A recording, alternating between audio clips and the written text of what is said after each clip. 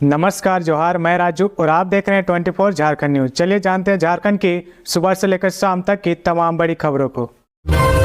रांची में राज्यपाल और दुमका में सीएम ने फहराया तिरंगा, दी गणतंत्र दिवस की शुभकामनाएं। गणतंत्र दिवस के अवसर पर राजधानी रांची के मोहराबादी मैदान में राज्यपाल सीपी राधाकृष्णन ने झंडोत्तोलन किया। वहीं उप राजधानी दुमका के पुलिस लाइन परेड ग्राउंड में मुख्यमंत्री हेमंत सोरेन ने तिरंगा झंडा फहराया। इसके बाद उन्होंने सशस्त्र बल की संयुक्त परेड का निरीक्षण किया। इसके अलावा राज्य के मंत्रियों ने अलग अलग जिलों में झंडा फहराया। हर तरफ तिरंगा झंडा लहराता देख सभी गौरवान्वित हो उठे। गणतंत्र दिवस पर पूरा माहौल भक्तिमय हो गया है। हर तरफ देशभक्ति गानों की गूंज है। झंडा तोलन के बाद राज्यपाल सीपी राधाकृष्णन ने मोहराबादी से और सीएम हेमंत सोरेन ने दुमका पुलिस लाइन से राज्यवासियों को संबोधित किया। इस दौरान उन्होंने देश के उन सभी स्वतंत्रता सेनानी और शहीदों को याद किया जिनकी वजह से हम यह दिन देख पा रहे हैं और राज्यवासियों को गणतंत्र दिवस 2024 की हार्दिक शुभकामनाएं भी दी है। मोहराबादी मैदान में आयोजित मुख्य समारोह में विशिष्ट अतिथि के रूप में मुख्य न्यायाधीश, मुख्य सचिव, गृह सचिव, डीजीपी और डीसी मौजूद रहे।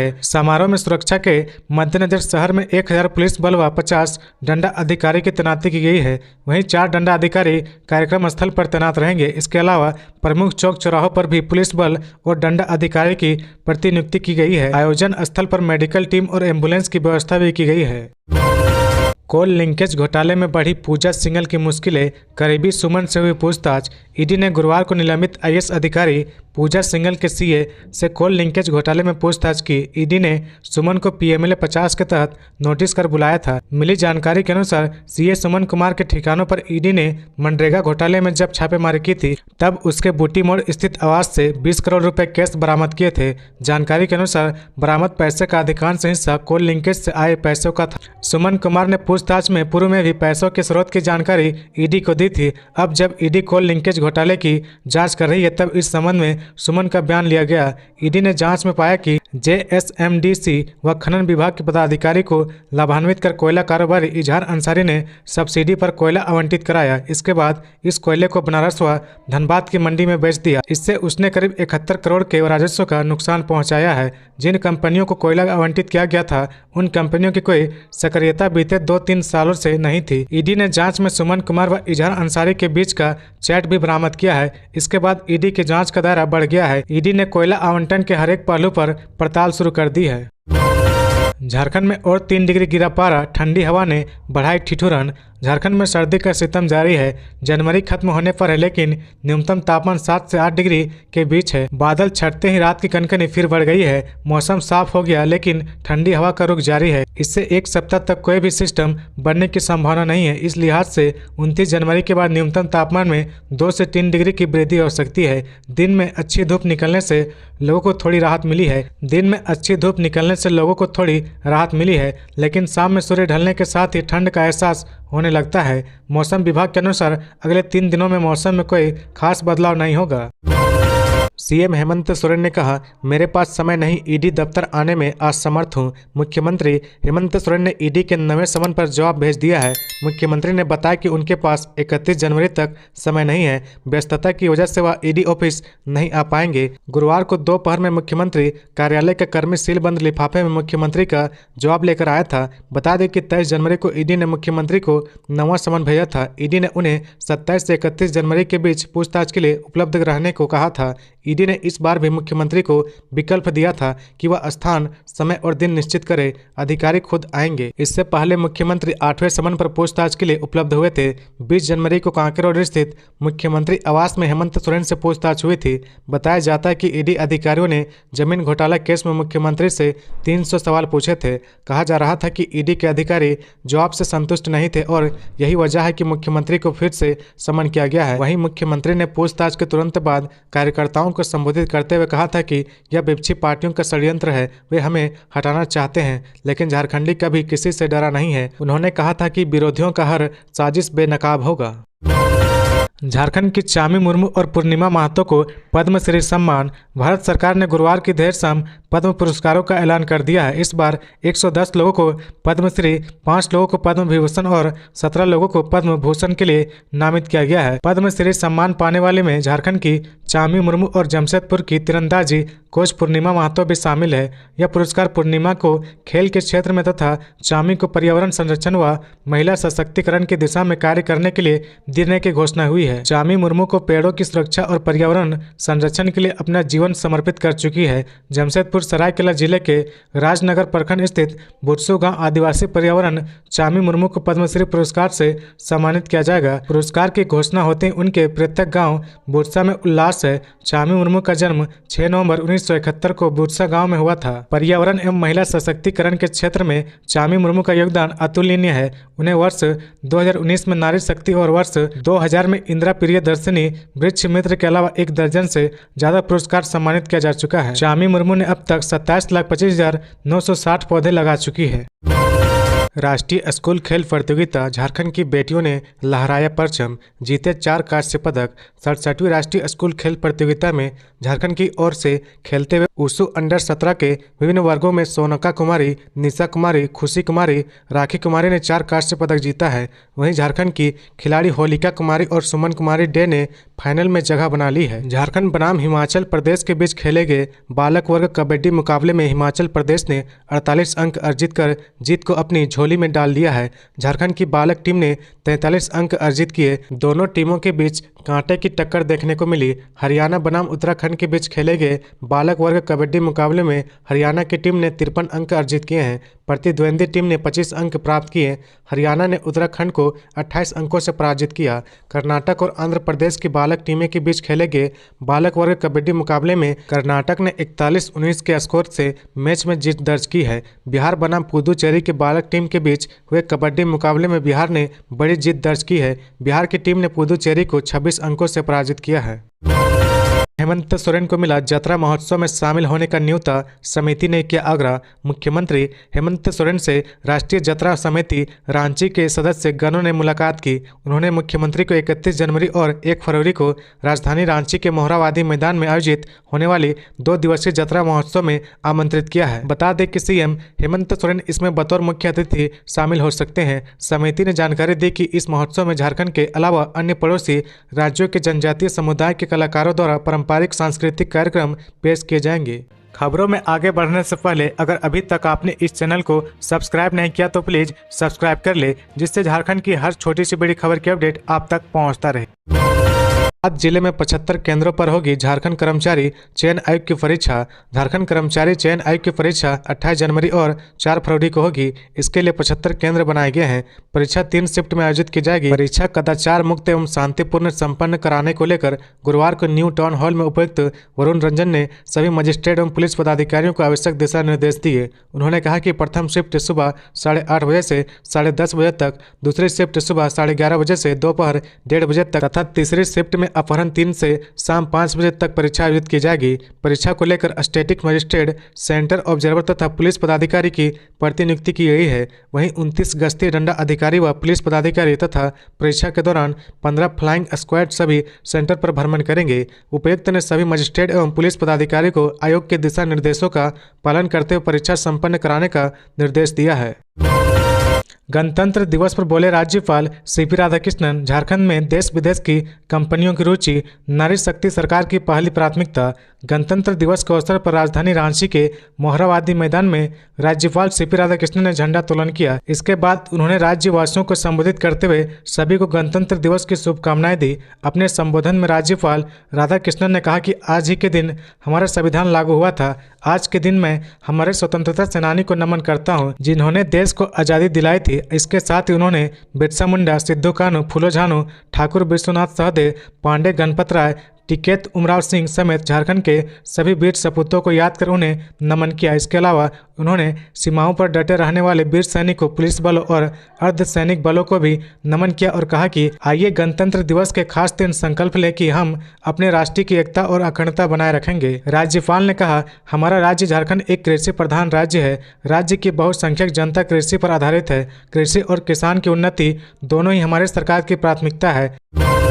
झारखंड के पर्यटन मंत्री हफीजुल अंसारी को बड़ी राहत। 10 साल पुराने मामले में हुए बरी, महिला संग मारपीट का था आरोप। 10 साल पुराने मारपीट के मामले में गुरुवार को राज्य के पर्यटन मंत्री हफीजुल अंसारी समेत 8 आरोपी एसडीजेएम जितेंद्र राम की अदालत में पेश हुए। अदालत ने समझौते के आधार पर सभी को बरी कर दिया है। मंत्री के अधिवक्ता अखलाक उर्फ पप्पू खान ने बताया कि मधुपुर की शांति देवी नामक महिला ने 24 नवंबर को 13 मंत्री पर मारपीट करने, घर खाली करने का प्रयास और रंगदारी मांगने का मामला दर्ज कराया था। केस को एमपी एमएलए की अदालत में स्थानांतरित कर दिया गया था। गवाही के बाद महिला ने मंत्री पर मारपीट कर मोबाइल छीन लेने की बात कही थी। बयान होने के बाद दोनों पक्षों ने आपस में बात कर समझौता कर लिया। चूंकि मामला अदालत में पहुंच चुका था, इसलिए अदालत ने पहले 12 जनवरी को आरोपित पक्ष को बुलाकर बयान दर्ज किया। अदालत ने पूर्व में हुए समझौते के आधार पर मंत्री समेत सभी आरोपियों को बरी कर दिया है। बरी होने के बाद मंत्री ने कहा कि यह सिर्फ सरकार को डिस्टर्ब करने की मंशा है। हम लोग ईडी के आगे डरने झुकने वाले नहीं हैं। दिसोम गुरु शिबू सोरेन के बेटे हेमंत सरकार राज्य के मुख्यमंत्री हैं। शेर का बेटा है, ना डरेगा और ना झुकेगा। ईडी से पूछताछ के दौरान मुख्यमंत्री ने स्पष्ट कर दिया था कि जो कुछ पूछना है पूछ लीजिए, फिर समय नहीं दे सकेंगे। राजनीतिक दबाव में ऐसा हो रहा है, सभी हेमंत के साथ है।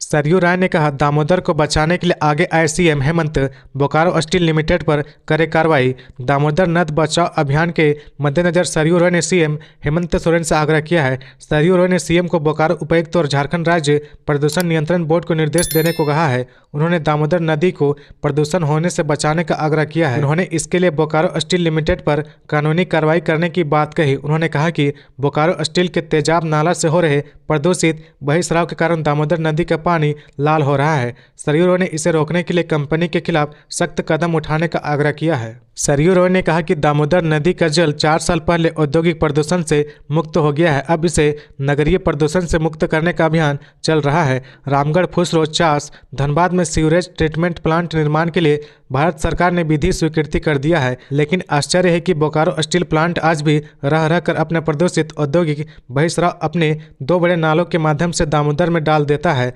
केवल इतना ही नहीं, बोकारो स्टील लिमिटेड ने प्रदूषण की सारी हदें पार कर दी है। तेजाब के कारण मीलों तक दामोदर नदी का जल लाल हो चुका है। पानी प्रदूषित होने की वजह से नगरीय पेयजल का उपयोग नहीं कर पा रहे हैं और मवेशी एवं जलीय जीवों को भी हानि पहुंच रहा है। कांग्रेस का अल्पसंख्यक मोर्चा इस तरह करेगा भारत जोड़ो न्याय यात्रा और राहुल गांधी का स्वागत। भारत जोड़ो न्याय यात्रा के जननायक राहुल गांधी के झारखंड आगमन को ऐतिहासिक बनाने की तैयारी के लिए कांग्रेस अल्पसंख्यक घटक ने बैठक की है। बैठक की अध्यक्षता मंजूर अंसारी ने की है। बैठक प्रदेश कांग्रेस कार्यालय में की गई। बैठक में मुख्य अतिथि के रूप में अल्पसंख्यक विभाग के प्रदेश प्रभारी उमेर खान शामिल हुए। कार्यक्रम का संचालन संगठन महासचिव अख्तर अली ने किया। मौके पर मंजूर अंसारी ने कहा कि राहुल गांधी की न्याय यात्रा झारखंड में 8 जिलों से गुजरेगी। इन सभी जिलों में मंच बनाकर अल्पसंख्यक कांग्रेस के सदस्य न्याय यात्रियों का स्वागत करेंगे। कार्यक्रम को सफल बनाने के लिए सभी जिला अध्यक्ष को अहम जिम्मेदारी सौंपी गई है। बैठक में उमेर खान ने कहा कि युवा और महिलाओं के साथ जो अन्याय हो रहा है, इसे कांग्रेस पार्टी किसी भी परिस्थिति में बर्दाश्त नहीं कर सकती है।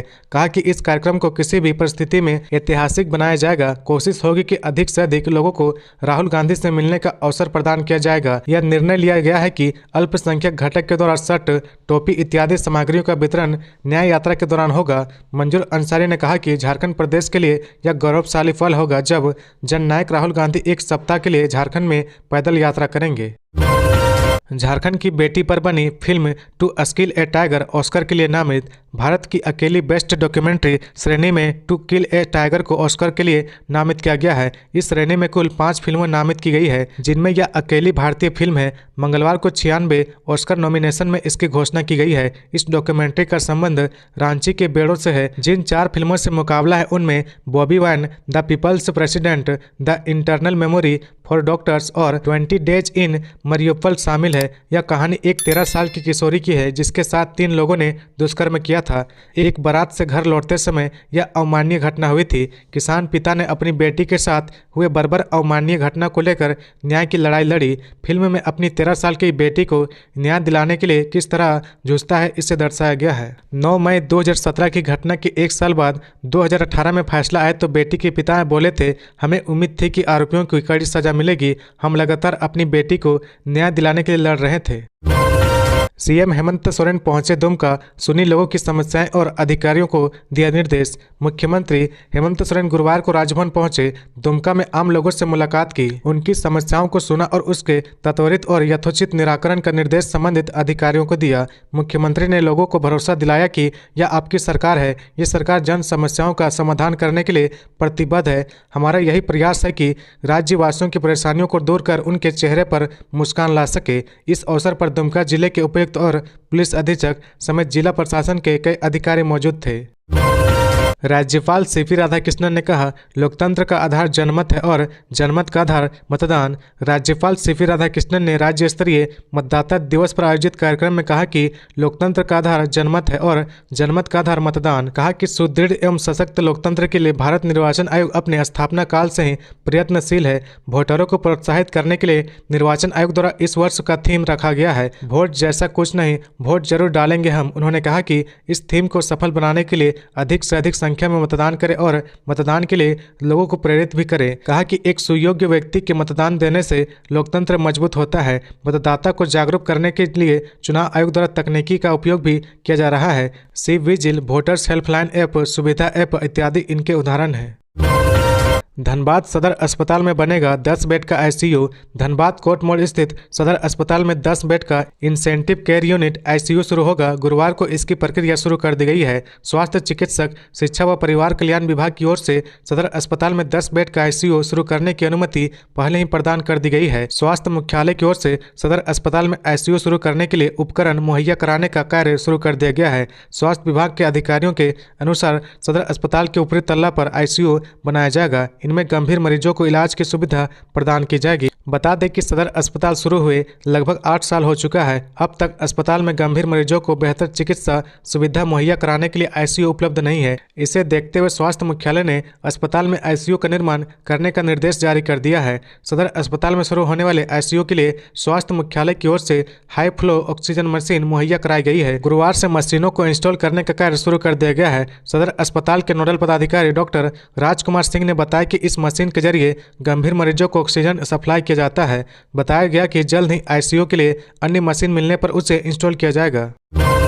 सोना हाथू और राहे में ग्रामीणों को हाथियों से बचाने के लिए बनेगी संयुक्त टीम, सुदेश महतो ने किया मंथन। सिल्ली विधायक और आरसू पार्टी के सुप्रीयो सुदेश कुमार महतो ने प्रधान मुख्य वन संरक्षक डॉक्टर संजय श्रीवास्तव के साथ कांके रोड रांची स्थित आवासीय कार्यालय में बैठक की। सुदेश कुमार महतो ने डॉक्टर संजय श्रीवास्तव के साथ सिल्ली विधानसभा के साथ साथ तमाड़ क्षेत्र में जंगली हाथियों द्वारा किए जा रहे नुकसान तथा हाथियों से ग्राम वासियों के जन धन एवं फसलों के बचाव हेतु सभी उपायों और सुझावों पर मंथन किया। उन्होंने सोना हाथू मध्य क्षेत्र और राहे के लिए एक संयुक्त टीम का गठन करने और सिल्ली विधानसभा क्षेत्र में देश में चल रहे रिसर्च के आधार पर सभी अत्याधुनिक तकनीकों का प्रयोग हाथियों के हमले को रोकने के लिए करने का निर्देश दिया गया है। गौरतलब है कि सोना हाथू और राहे की संयुक्त टीम प्रभावित क्षेत्रों में लोगों के बीच जागरूकता फैलाने, राहत पहुंचाने के साथ साथ बचाव के लिए भी काम करेगी। इस दौरान सुदेश महतो ने हाथी प्रभावित क्षेत्र के लोगों को हाथी भगाने का प्रशिक्षण समय समय पर दिलाने को लेकर भी चर्चा की है। साथ ही साथ हाथियों को भगाने हेतु समुचित मात्रा में संसाधन उपलब्ध कराने तथा मुआवजे की राशि का समय पर भुगतान कराने की बात भी उन्होंने की है। प्रधान वन मुख्य संरक्षक डॉक्टर संजय श्रीवास्तव ने कहा कि सभी सुझावों और निर्देशों का जल्द से जल्द अनुपालन किया जाएगा। सीएम हेमंत सोरेन ने किया वेब सीरीज चौखट के पोस्टर का लोकार्पण। मुख्यमंत्री हेमंत सोरेन ने राजभवन दुमका में जिला कला संस्कृति संघ के प्रतिनिधिमंडल ने मुलाकात की। इस अवसर पर मुख्यमंत्री हेमंत सोरेन ने सामाजिक मुद्दों पर बनी वेब सीरीज चौखट के पोस्टर का विमोचन किया। मौके पर वेब सीरीज के मुख्य अभिनेता राहुल रंजन, जिला कला संस्कृति संघ के सचिव अशोक सिंह, जिला कला संस्कृति संघ के सह सचिव अंजनी शरण एवं कलाकार उज्जवल गुप्ता आदि मौजूद थे। बीजेपी ने कहा, 9 मतदाता करेंगे भारत का कायाकल्प, युवा कंधों पर बड़ी जिम्मेदारी। 25 जनवरी को राष्ट्रीय मतदाता दिवस के मौके पर प्रधानमंत्री नरेंद्र मोदी ने पहली बार वोट करने जा रहे 9 मतदाताओं को संबोधित किया। इसका लाइव प्रसारण किया गया। झारखंड में भारतीय जनता युवा मोर्चा ने नमो 9 मतदाता सम्मेलन का आयोजन किया। प्रदेश के सभी 81 विधानसभा क्षेत्र में कुल 86 स्थानों पर सम्मेलन का आयोजन किया, जिसमें करीब 1 लाख युवा वोटर शामिल हुए। कांके रांची में नमो 9 मतदाता सम्मेलन को संबोधित करते हुए बाबूलाल मरांडी ने कहा कि युवा कंधों पर देश की बड़ी जिम्मेदारी है, युवा भारत का भाग्य उज्जवल बनाने के लिए वोट दे। बाबूलाल मरांडी ने कहा कि युवाओं का एक वोट देश के विकास और दिशा के लिए जरूरी है। आपके वोट से ही भारत को विश्व की तीसरी बड़ी अर्थव्यवस्था बनने की राह में आगे बढ़ेगा। पूर्व मुख्यमंत्री ने कहा कि युवाओं का वोट ही देश में एक स्थिर और मजबूत सरकार की नींव रखने में योगदान देगा। युवा वोटर्स गढ़ेंगे नया भारत। हटिया विधानसभा क्षेत्र अंतर्गत पुंदाग स्थित RKDF यूनिवर्सिटी में आयोजित नमो 9 मतदाता सम्मेलन में संगठन महामंत्री करमबीर सिंह ने युवाओं को संबोधित करते हुए कहा कि युवा वोटर्स प्रधानमंत्री के नेतृत्व में नए भारत का निर्माण करेंगे। तो ये थी आज की झारखंड की टॉप बड़ी खबरें। इसी तरह झारखंड की हर छोटी सी बड़ी खबर देखने के लिए आप हमारे चैनल 24 झारखंड न्यूज को सब्सक्राइब करके बेल आइकन प्रेस कर ले, जिससे झारखंड की हर छोटी सी बड़ी खबर की अपडेट आप तक पहुंचता रहे। तो आज के लिए बस इतना ही। हमें दीजिए इजाजत, फिर मिलते हैं नेक्स्ट न्यूज में।